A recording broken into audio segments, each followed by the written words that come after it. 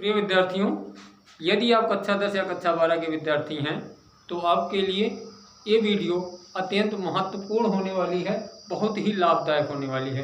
आज आपको हम इस वीडियो में पढ़ा रहे हैं कि दर्पण सूत्र। क्या? दर्पण सूत्र का निगमन। क्या पढ़ेंगे हम? दर्पण सूत्र का निगमन। दर्पण सूत्र का निगमन कैसे करते हैं? मान लीजिए कोई AB एक दर्पण है, MPN एक दर्पण है जिसके सामने एक वस्तु जो उसका वक्रता केंद्र C है, फोकस दूरी F है। फोकस क्या है? F है और P उसका क्या है? ध्रुव है। एक वस्तु जो वक्रता केंद्र से कुछ दूरी पर रखी हुई है AB, इस वस्तु को जो हम प्रतिबिंब बनाते हैं, प्रतिबिंब बनाने के नियम बताया है कि एक किरणें को समानांतर दिखाते हैं, दूसरी को फोकस होकर के या फिर वक्रता केंद्र से होते हुए जाती हुई दिखाते हैं। अब हम देखते हैं कि ये किरण जाती है, यम पर टकराती है, टकराने के पश्चात फोकस से होते हुए आती है, ये डैश बिंदु पर पहुंचती है, और दूसरी किरण हम दिखा रहे हैं जो कि वक्रता केंद्र से होते हुए जाती है, N पर टकराती है और फिर पुनः उसी वक्रता केंद्र से वापस लौटती है। तो ये दोनों किरणें कहाँ मिल रही हैं? आपस में A डैश बिंदु पर। तो यहाँ पर आपका अगर लंब डाल दें, क्या बनाते हैं? प्रतिबिंब बनता है। अब देखते हैं कि इस पूरे उसमें चित्र में MP को मान लीजिए, माना कि MP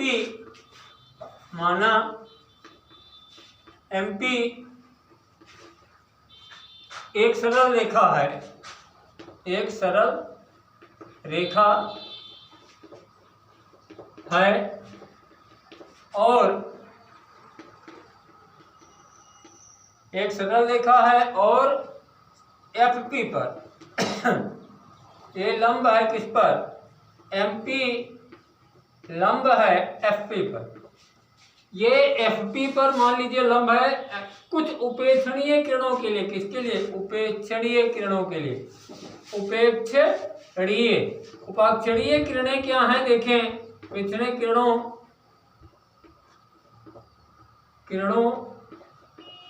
के लिए ये उपेक्षणीय किरणें क्या हैं? ध्यान दें, उपेक्षणीय किरणें मान लीजिए A भी इतना बड़ा, दर्पण इतना बड़ा ना हो करके दर्पण का द्वारक जो है अत्यंत छोटा होता, दर्पण का द्वारक दर्पण इतना बड़ा होता। ऐसी स्थिति में जो यम बिंदु होता यहाँ पर होता, बिल्कुल ध्रुव के करीब होता। उस स्थिति में आप देखते थे ये एक सरल रेखा सी ही होती और ऐसी स्थिति में ये लंब होता उस पर। इसलिए उपेक्षणीय किरणों के लिए MP एक सरल रेखा है। और तब अब देखें, अब देख लेते हैं इसमें ये त्रिभुज VFA देखिए, A dash B dash A dash F और त्रिभुज MFP में त्रिभुज B dash A dash F तथा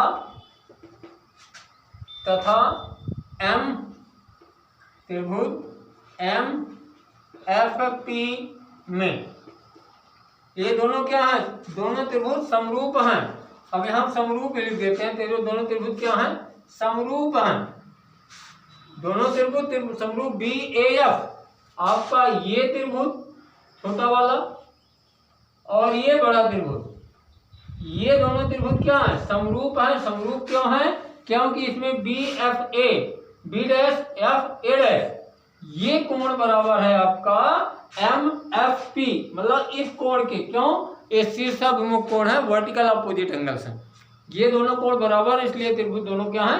समरूप है। और समरूप त्रिभुज की एक खास बात ये होती है कि इनकी जो संगत भुजाएं होती हैं, संगत भुजाओं का अनुपात इक्वल होता है। कहने मतलब इसके लंब बटा लंब इसके लंब और इसके लंब का अनुपात, इसके आधार और इसके आधार का अनुपात, या इसके कर्ण या इसके कर्ण का अनुपात क्या होते हैं? बराबर होते हैं।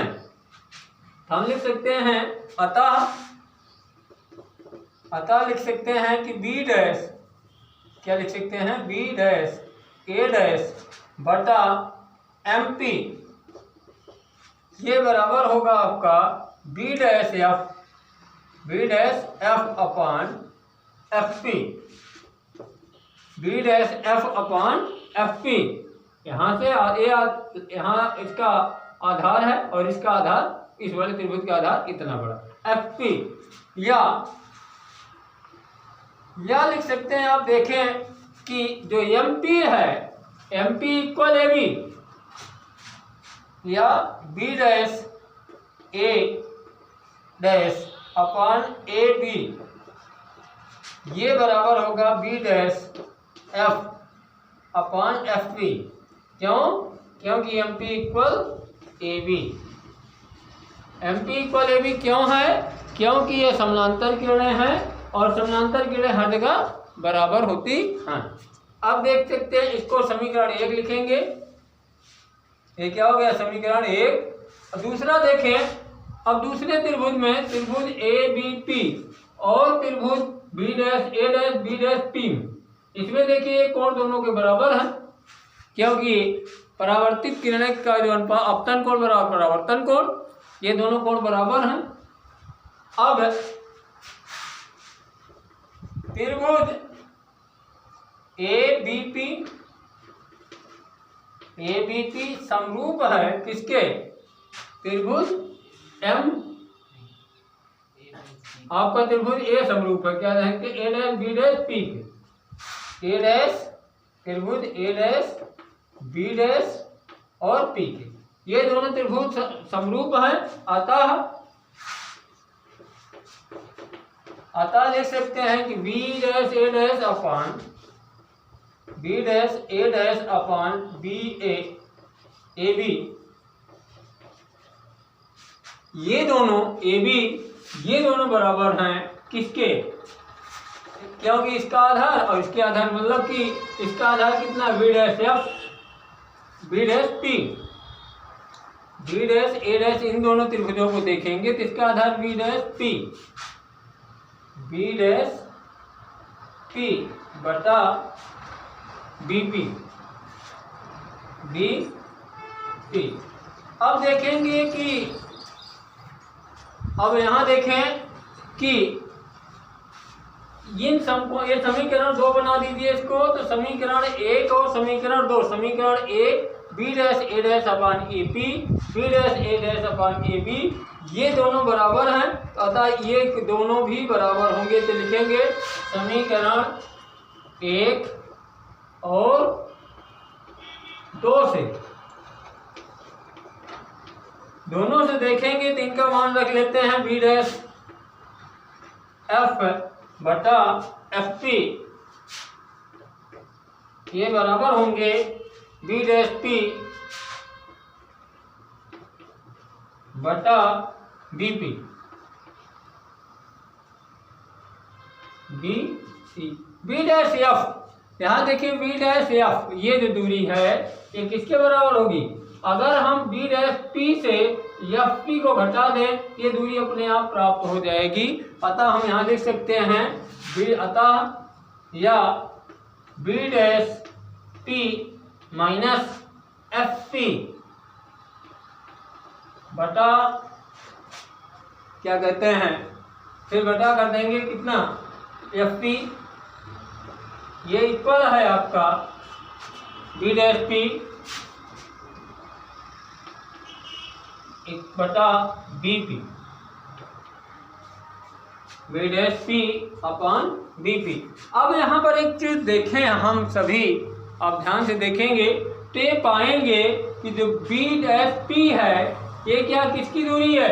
ये ध्रुव से प्रतिबिंब की दूरी, इसको बी से प्रदर्शित करते हैं। और एफ पी क्या है? एफ पी फोकस दूरी है, एफ से और इसको किससे प्रदर्शित करेंगे? एफ से, ये एफ है, ये दूरी एफ है जिसे फोकस दूरी कहेंगे। और बी पी क्या है? यहाँ से यहाँ तक की दूरी, ये दूरी क्या है? ये यू है। और चिन्ह पर पाटी के अनुसार इनका मान माइनस में रखा जाता है, इनका मान माइनस में रखा जाता है। अतः या वी यू तथा एफ के लिए इनको बी एफ और यू के रूप में रखते हैं। जब इनको बी एफ यू के रूप में रखेंगे तो आप पाएंगे कि बी पी के लिए हम क्या लिखेंगे, वी माइनस वी, और एफ पी के लिए क्या लिखेंगे, एफ, और वो भी माइनस एफ, ये माइनस माइनस प्लस एफ हो जाएगा अपॉन जो एफ पी है, एफ पी के लिए यहाँ भी वही लिखेंगे एफ, इक्वल है आपका बी डैश पी क्या है, ये वी, और बी पी क्या है, ये माइनस इक्वल क्या है, माइनस वी, और ये भी माइनस है, और यहाँ पर हो जाएगा बी पी माइनस क्यू, ये माइनस यू हो गया। अब इसको हम देखें, ये माइनस माइनस तो चिन्ह कट जाएंगे, ठीक है, और ये माइनस है और ये भी है। अब यहाँ पर इसको बदल लेते हैं, क्या करते हैं, हल कर लेते हैं। हल करने पर आप पाएंगे कि v upon F minus 1 equal v upon you, क्या पाएंगे, v अपान यू। अब पूरे प्रश्न को हम क्या करेंगे, v से भाग दे लेते हैं। किसे क्या करते हैं, v से भाग देने पर समीकरण में के दोनों लिखेंगे, दोनों पक्षों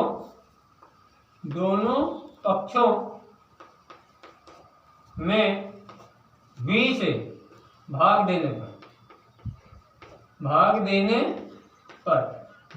पर पाएंगे, अगर v अपान एफ करेंगे तो v से भाग देंगे तो v कट जाएगा, तो कितना बचेगा, 1 upon F, 1 upon F minus ये हो जाएगा 1 अपान बी, इक्वल हो जाएगा 1 अपान वी से भी कैंसिल 1 अपान यू, या फिर 1 upon F equal 1 upon V को उधर ले जाएंगे तो हो जाएगा 1 upon B plus 1 upon U.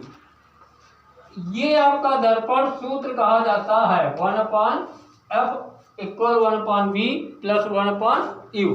ये क्या कहा जाता है, आपका दर्पण सूत्र कहा जाता है। यद्यपि हमने इसको अभी निकाला किसके लिए है, अवतल दर्पण के लिए, लेकिन यह सूत्र सभी दर्पण के लिए मान्य है, सभी दर्पण के ऊपर लागू होता है। आपको ये वीडियो कैसे लगा इसे कमेंट बॉक्स में अवश्य लिखें। अगर वीडियो अच्छी लगी हो तो लाइक करें, सब्सक्राइब कर दें चैनल को। आपने